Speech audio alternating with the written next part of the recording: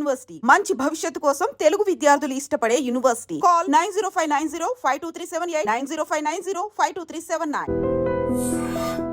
మాతృదేవో భవ, పితృదేవో భవ, అతిథి దేవో భవ, అలాగే ఆచార్య దేవో భవ అంటారు కదా. ఇప్పుడు మీరు మా అతిథులు, మాకు దేవుడు లాంటి వారు, ముందు బ్రేక్ఫాస్ట్ చేసిన తర్వాతే పని స్టార్ట్ చేద్దామని చెప్తున్నారు లక్ష్మణ్ గారు. ఎందుకంటే ఇక్కడ ఈ ఫామ్ హౌస్ ప్రెమిసెస్లోనే చక్కగా డైనింగ్ టేబుల్ కూడా అరేంజ్ చేశారు. ఎందుకంటే ఇక్కడికి చాలామంది సినీ సెలబ్రిటీస్, విఐపీస్ ఈ ఫామ్ హౌస్కి వచ్చి కాస్త రిలాక్స్ అవుతూ ఉంటారు. వారందరికీ కూడా ఇలాగ బ్రేక్ఫాస్ట్, లంచ్, డిన్నర్ లాంటివి ఏర్పాటు చేస్తారు. సో మా కోసం కూడా ఇక్కడ ఒక ఫ్యామిలీ ఉన్నారనమాట. రామ్ లక్ష్మణ్ గారు, మాకు జక్రయ్య అని వాళ్ళు చక్కగా వండి పెడతారు తల్లి. ఓకే మైనారా అమ్మ ఒడిచి బంగారానికి ఇడ్లీ, చక్కగా పునుగు. మీరు తిన్నారా? మేము తిన్నాం తల్లి. మీరు వచ్చేటప్పుడు మేము పొద్దున్నే రాగి జావ తాగాము. రాగి జావ తాగాము. ఇడ్లీ, పూరి ఇవన్నీ మేము తిన్నాం పెద్దగా. బ్రేక్ఫాస్ట్. రామ్ లక్ష్మణ్ గారు, మీరు ఎంత ఛాలెంజింగ్ ఫైట్స్ చేస్తారు కదా, ఫిజికల్గా చాలా స్ట్రెంగ్త్గా ఉండాలి, చాలా మీరు ఉంటేనే, స్ట్రాంగ్గా ఉంటేనే ఆ ఫైట్స్ చేయగలరు. మీ ఫుడ్, మీ డైట్ ఎలా ఉంటుందండి? మా డైట్ పొద్దున్నే లేసి మేము జీడిపప్పు, బాదం నానేస్తాం తల్లి. నైట్ నానేసి ఒక 8 hours నానేసి ఆ తర్వాత కిస్మిస్ ఇవన్నీ తింటాము. ఫస్ట్ బొప్పాయి ఎర్లీ స్టమక్లో తింటాము. ఇది బ్రేక్ఫాస్ట్ మాది. ఈ ఎండాకాలం మటుకి ఈ మార్చ్, ఏప్రిల్, మేలో మటుకి మార్నింగ్ కొంచెం రాగి జావ, అన్నం నైట్లో కినో రైస్, ఇట్లా సిరుధాన్యాలు అంటారు కదా, నానబెట్టి ఉల్లిపాయ వేసుకొచ్చి తింటాం లైట్గా. లేదంటే ఇది మా బ్రేక్ఫాస్ట్. డిన్నర్ ఎలా ఉంటుంది? డిన్నర్ ఎక్కువగా ఆకుకూరలు, పీసు పదార్థం అనేవి ఎక్కువగా ఉంటాయి. 70%. ఓన్లీ వైట్ రైస్ తినము, ఓన్లీ కినో రైస్ ఇలాంటివి కాదు, సిరిధాన్యాలు చిన్న కప్పు, ఇంత కప్పు ఉంటుంది, ఇంత కప్పు తింటాం.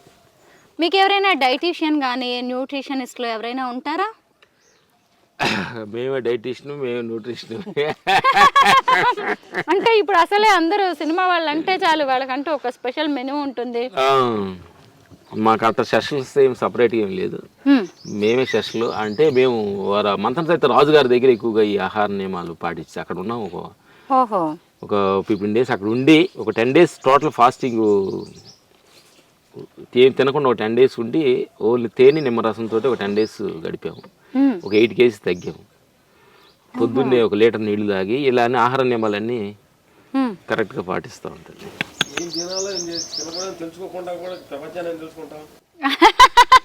చూసారా రామ్ గారు పంటి నొప్పి అని అక్కడ కూర్చొని ఎంత మంచి మాట చెప్పారో. ఏం తినాలో తెలుసుకోకుండా ఇక ప్రపంచాన్ని ఏం తెలుసుకోగలం. నిజంగా చాలా మంచి మాట అండి. ఏం లేదు తల్లి, 2 దగ్గర జాగ్రత్తగా ఉండాలి తల్లి. తినేటప్పుడు కొంచెం జాగ్రత్తగా ఉండాలి, మాట్లాడేటప్పుడు జాగ్రత్తగా ఉండాలి. అన్నిటికీ కారణం మన నోరే. నోరు మంచిదైతే ఊరు మంచిది అవుతుంది అంటారు కదా. ఎందుకనంటే అదిగా తింటే గుళ్ళొచ్చి ఆరోగ్యం పాడవుద్ది, అదిగా మాట్లాడితే అవతలు ఇబ్బంది పడతారు. అందుకని మాట్లాడేటప్పుడు కొంచెం జాగ్రత్తగా ఉంటే మంచిదని మా గురువులు చెప్పిన ఆజ్ఞ ప్రకారం ఇది చాలా మంచిది, అందరికి కూడా పనికొచ్చుద్ది. ఇది గురువులు అనే కాదు, మీ మనస్తత్వాన్ని చూసినా కానీ మరి ఇన్నేళ్లుగా మీరు ఇండస్ట్రీని ఏలుతున్నారు అంటే మీరు ఎంత ఆలోచించి తినడం కావచ్చు, ఎంత ఆలోచించి మాట్లాడడం చేస్తూ ఉంటేనే ఇన్నేళ్లుగా మీరు ఈ సినిమా ఇండస్ట్రీలో ఉండగలిగారండి. ఎందుకంటే మీరు ఇందాక కూడా చెప్పారు కదా, రాగద్వేషాలకు అతీతంగా బతకాలి అని. అలాగే ఇక్కడ అసూయ, ద్వేషాలు అనేవి కూడా ఎక్కువగా ఉంటాయి. చక్రయ్య ఆయనే ఈ తోటని ఎంత అద్భుతంగా తీర్చిదిద్దాడు. ఈరోజు వంట వండింది కూడా రాజక్రయ్య రా, వాళ్ళు ఆవిడ గారు. జక్కయ్య గారు, మీ వంట ఇవన్నీ చాలా బాగున్నాయండి. మీ చేతి వంట రుచి చూసాం మేము మొత్తానికి. గుడ్. ఏమన్నా వర్కౌట్స్ చేస్తారా స్ట్రాంగ్ గా ఉండడానికి? పొద్దున్నే మేము 5 to 6 సూర్య నమస్కారాలు, ప్రాణాయామం, కపాళివాత్, భస్రిక. అది చేయిందే ఈ గాడిదలకి టిఫిన్ పెట్టము. ఎందుకంటే పొద్దున్న లేచి పొద్దున్నే ఒక 3 గంటలు లేవుతాం అమ్మా వీళ్ళని. రామలక్ష్మణ్ 3 గంటలు లేపి పొద్దున్న బ్రష్ చేసుకొని 1 లీటర్ నీళ్ళు తాపిస్తాం వీళ్ళకి. ఆ తర్వాత నీళ్ళు తాపించి వాష్రూమ్కి వెళ్ళి వచ్చి ధ్యానంలో కూర్చుంటాం. మ్మ్. కూర్చొని వీళ్ళిద్దరిని కూర్చోబెట్టి 3-3:15 కల్లా కూర్చొని 5 గంటల దాకా కూర్చుంటాం. మ్మ్. కూర్చున్నప్పుడు ఏం చేస్తారంటే వీళ్ళిద్దరు అంటే ధ్యానంలో కూర్చునేటప్పుడు మనకి శత్రువు ఎవరు ఉండకూడదు. మ్మ్. ధ్యానంలో కూర్చునేటప్పుడు మన శత్రువు అంటే ఈ రోజుల్లో మనకి సెల్ ఫోనేనండి. ఎవరు ఉండకూడదు. కాబట్టి మనకి ఎవరన్నా మన రిలేషన్స్ ఎవరన్నా కానీ ఫస్ట్ ఎవరన్నా ఉంటే మనం తెలిసో తెలియక మనం అన్ని మన వల్లనే ఇబ్బంది పడి ఉంటే వాళ్ళని క్షమించమని అడుగుతాము. వాళ్ళు ఎవరన్నా మనం వాళ్ళకి కొంచెం తెలిసి తెలక ఇబ్బందులు పెట్టి ఉంటాం. మనం తెలిసి తెలియక పోతా సేవం దొక్కేస్తాం, అది ఇబ్బందే కదా. అవునండి. మనం తెలియకుండా కొన్ని జరుగుతాయి, తెలిసి కొన్ని చేస్తాం అనమాట. అట్లా అప్పుడు మనం తెలియకుండా చేసాం కాబట్టి కొన్ని తెలిసి చేసాం, కొన్ని తెలియజేసాం, క్షమించమని అడుగుతాం వాళ్ళు మనం కొంచెం.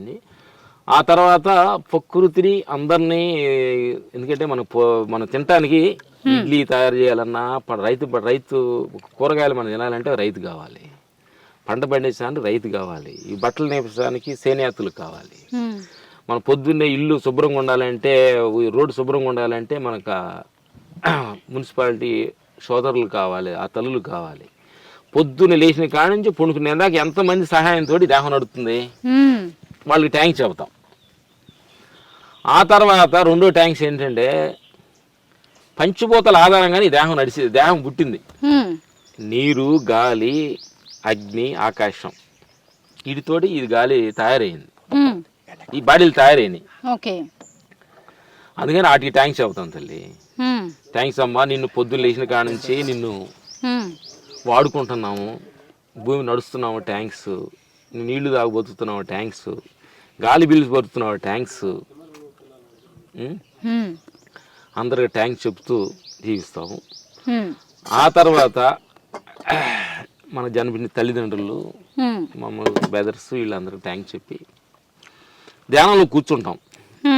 ధ్యానంలో కూర్చోబెడతాం వీళ్ళిద్దరిని. ఎందుకు ట్యాంక్ చెప్పిన తర్వాత కొంచెం కూర్చున్న తర్వాత శ్వాసనే కొంచెం గమనించుకుంటూ వెళ్తుంటే హానాపాన సతి అంటారు విపాసనాల్లో దాన్ని. మనకి శ్వాస ఎక్కువగా కొట్టుకుంటుంటే అది ఆ లోపల ఏదో టెన్షన్స్ ఏదో ఆలోచిస్తున్నాం అనే సింబాలిక్ అనమాట అది. అందుకని దానికి శ్వాసన కానీ మనం గమనిస్తూ ఉంటే చూడంగా సున్నితంగా అయిపోద్ది. లోపలికి వెళ్తున్న శ్వాస బయటకు వస్తున్న శ్వాస తెలియకూడదు,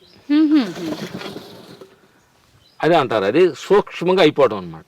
అప్పుడు సూక్ష్మ శ్వాస కానీ న్యూట్రల్లోకి వచ్చిందంటే అప్పుడు ఆలోచనల స్థితి తగ్గినట్టు, అప్పుడు ప్రశాంతంగా అప్పుడు విశ్వానికి మనం కనెక్ట్ అవుతాం అనమాట. అంటే భూమిని, గాలిని మన అందరిని సృష్టించిన ఒక శక్తి ఉంటుంది. దానికి రూపాలు లేవు.